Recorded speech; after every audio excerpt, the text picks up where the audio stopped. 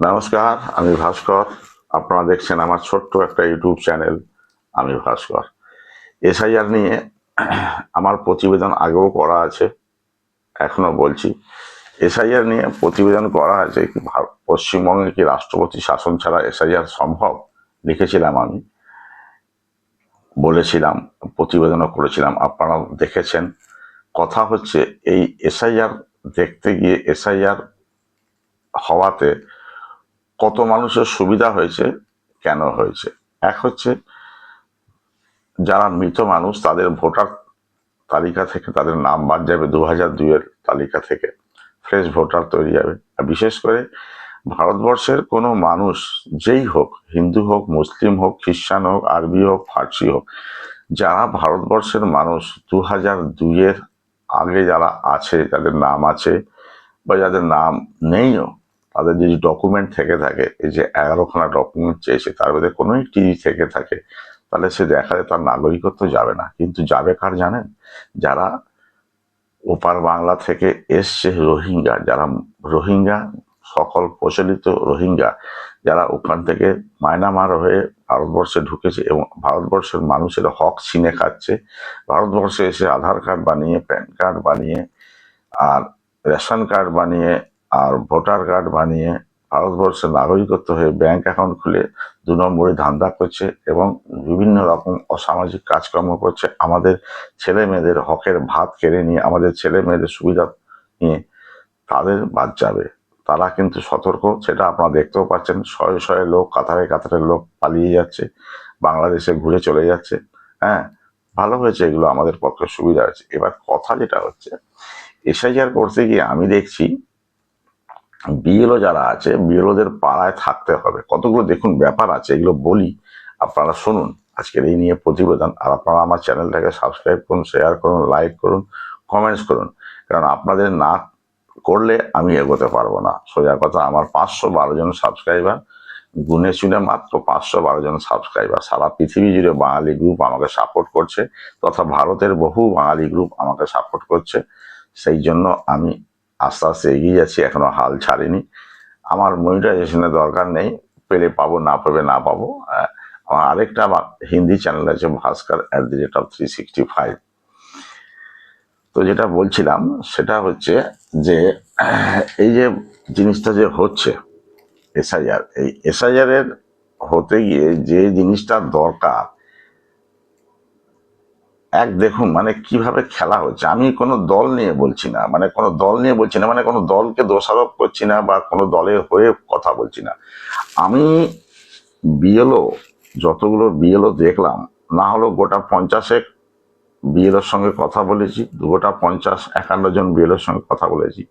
সব বিএলওর সঙ্গে কিন্তু তৃণমূলের লোকজন রয়েছে, তারা গাইড করছে, ভদ্রভাবে করছে, কোনো খারাপ কিছু না, এটা দরকারও। কিন্তু বিজেপির লোক আমি দেখিনি।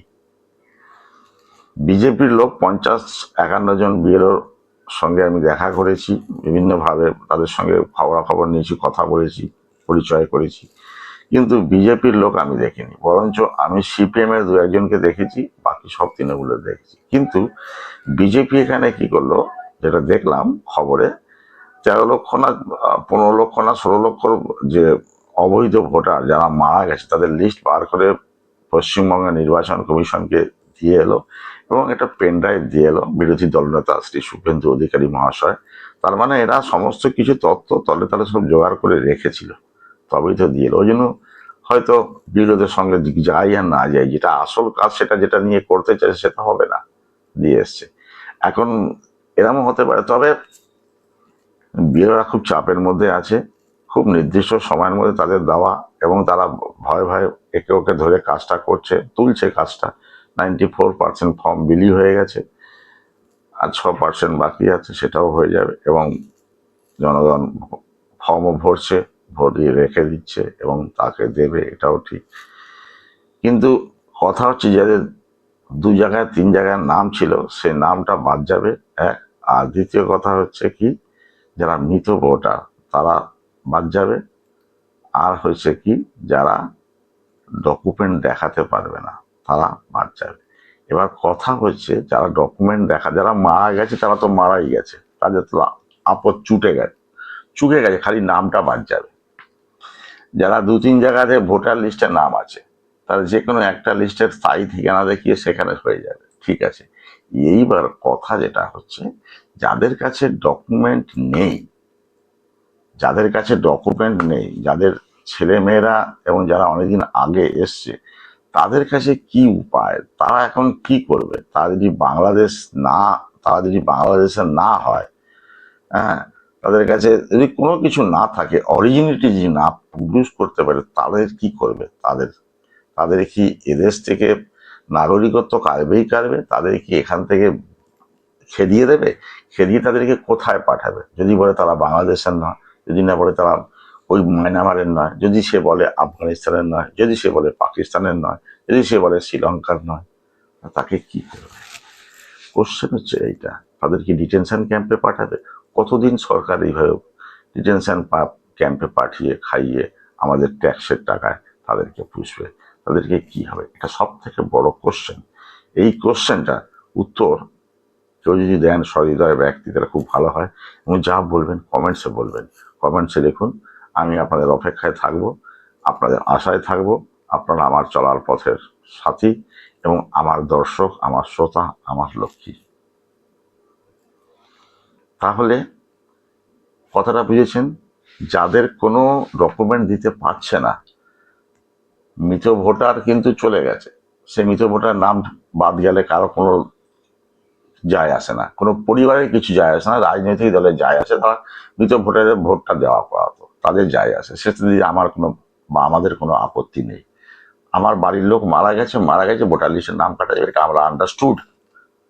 এখনো যায়নি, সেটা এখনো কোশ্চেন।